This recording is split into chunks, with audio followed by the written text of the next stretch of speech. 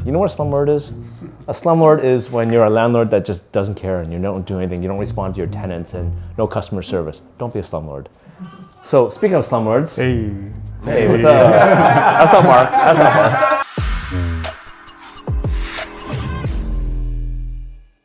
Guys, welcome to another episode of Broadview Table Talks. Today we're going to be talking about an exciting topic. It's about landlords and tenants and what happened during the pandemic with rental pricing. So, as you know, at the beginning of the pandemic, rental prices dropped from, I think the average price was $2,300. It was like an all-time high for one bedrooms.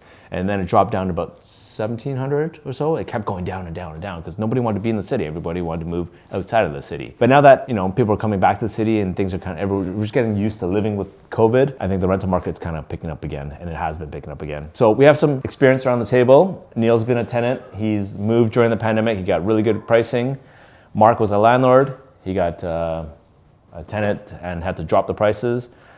Same thing with me, the landlord, and Michael is representing a landlord as well too, who's got the same thing. Yeah, representing landlords, but also looking for a lot of leases for tenants as well.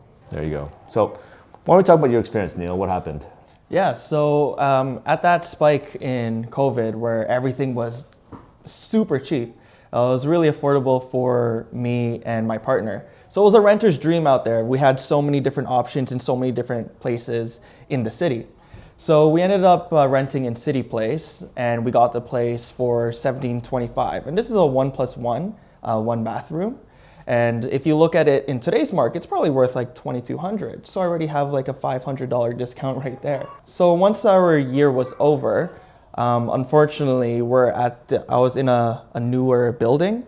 So I think the rule is anything from 2018 and over, it's no longer rent controlled. So at that point, my rent from the landlord gave me notice and said, hey, Neil, we're gonna put up the price. So they offered me about like $2,050. No. That was ridiculous how they did it. They asked you how much you want to raise the rent since you're in the industry. Why would you say anything? Like, that's so ridiculous. Okay, so hold on. How it started was that we were looking at a bunch of places. You looked at old places, new places, but of course you like the new places. Yeah. I should have the foresight to tell you, after November 15th, 2018, any first occupied properties are not rent controlled. The previous ones are. So you have to basically go at the CPI increase, and the government sets it, Ontario sets it for you. This year it's 1.2% for 2022. That's the max you can increase it for rent controlled buildings. Anything newer, they're not rent controlled, so they can raise it any amount. So your landlord said, hey Neil, let's raise it. How much you want to raise it by? Give me an offer. Screw you, get out of here, right? Nothing. So we didn't like that. I thought it was kind of like a punch in the face, really. Yeah, and you've been a great tenant. Yeah, we were good tenants. We've never had any problems with them, as well as we would always, if they emailed us, if they talked to us, we'd answer right away. We'd do whatever they wanted. Never caused any problems. We're having problems right now with like air filters, right? We bought that ourselves. We put it ourselves. So I don't know. It was a punch in the face. So, from that point, me and Ken was like, okay, let's just look for a new place. Yeah. So now they purposely look for an older place, which you get more square footage, and it's going to be rent control forever, right? So as a slumlord, you know what a slumlord is? A slumlord is when you're a landlord that just doesn't care and you don't do anything. You don't respond to your tenants and no customer service. Don't be a slumlord. So speaking of slumlords. Hey, what's up? That's not Mark. That's not Mark. Not even close. Okay, so Mark went through the same situation when the pandemic hit. Prices dropped, and tenants had their choice. They said they could terminate their lease if they weren't locked into a 1-year lease and they're going month to month. They can go find another place immediately, and then Mark would be out of tenant, which wasn't ideal during that time because I remember as a landlord too, where I had the situation. It would hurt if I lost the tenant. I'd pay for the mortgage myself and no carrying costs. And our tenant is fantastic. Like, she's been in there for about 1.5 years now. When the year was coming due was right at the time where prices had dropped so much. So obviously, even in our building, there were so many units available, 1 bedrooms, 2 bedrooms available. So, I think the most important thing is the communication between the landlord and the tenant and compromise. So we were in constant communication with our tenant, and the compromise that we found was basically that we would give her 1 month free. So it worked out that the costs would drop overall for the total amount, but it was also contingent on her signing another 1-year lease. So the compromise is on both sides.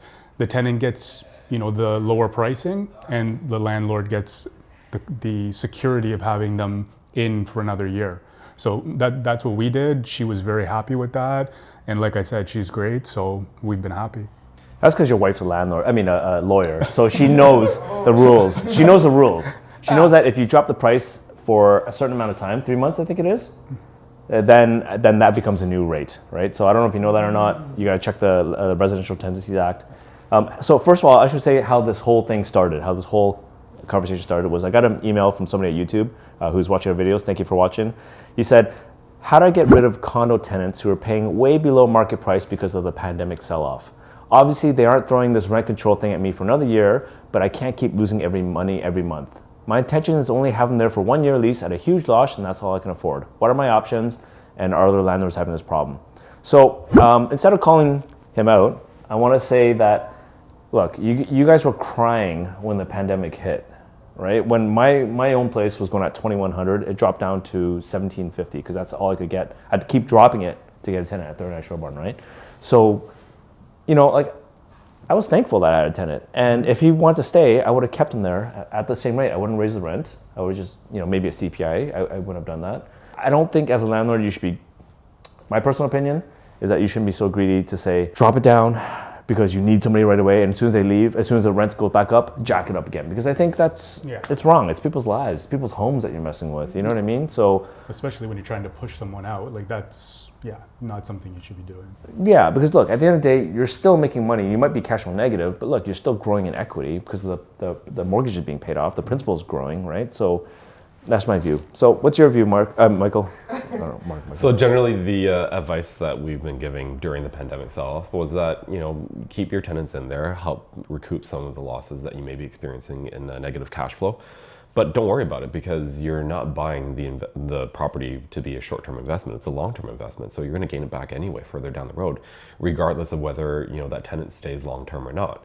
So for the most part, our clients have been good and they've been listening. And they said, okay, fine, we'll do what it takes to keep this tenant in there. We'll keep them happy.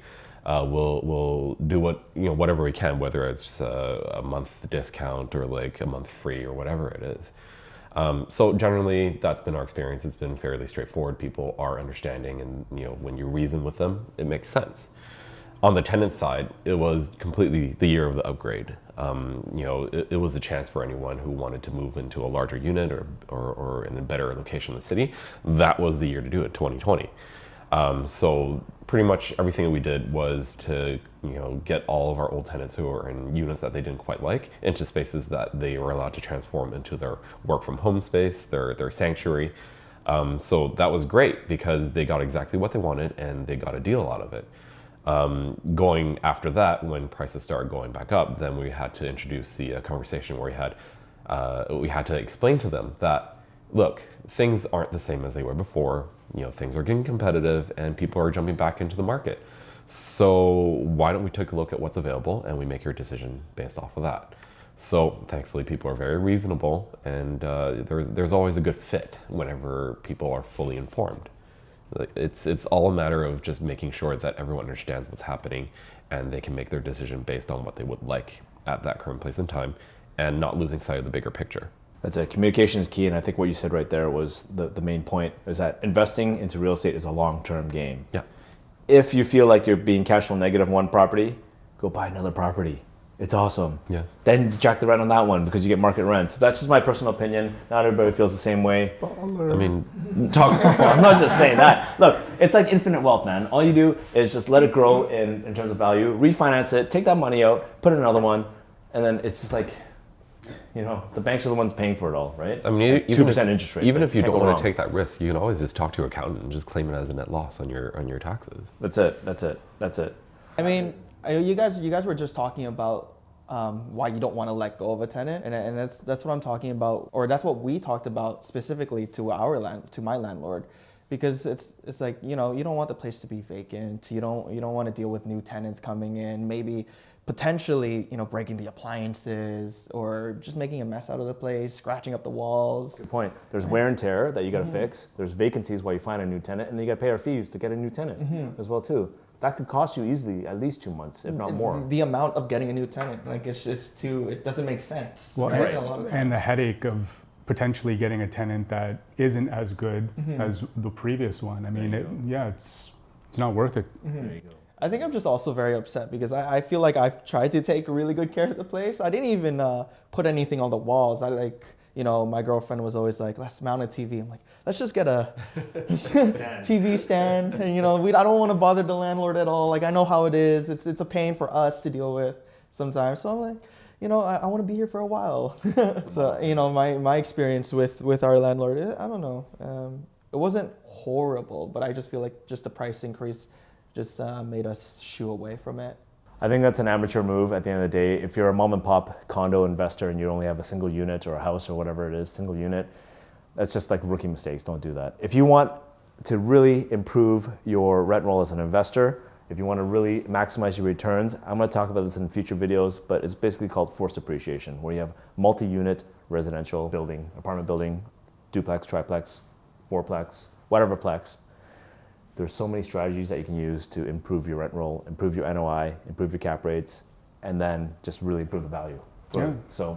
I remember being a tenant, my wife and I, before we purchased our properties. In a condo, and it left a sour taste in our mouth. We were in a condo for almost 5 years, and every year they increased. Yeah. Every single year. Yeah. I would do repairs on my own with their permission, obviously. Stuff that was silly to have someone come in and them have to spend money to hire a handyman or whatever. I would let them know I'm capable of doing it. I'll do it for you. I'll get like the parts, whatever, bulbs, stuff like that. But every single year, without fail, they'd raise the rent. And it leaves how much? $20, $30? No, it was. 15? I think a couple times was like 100, 150. You can't do that. Well, yeah, I know, but that's what was happening, and we liked the place and we wanted to stay, so we just kind of didn't say anything. But you can stay though. You don't have to.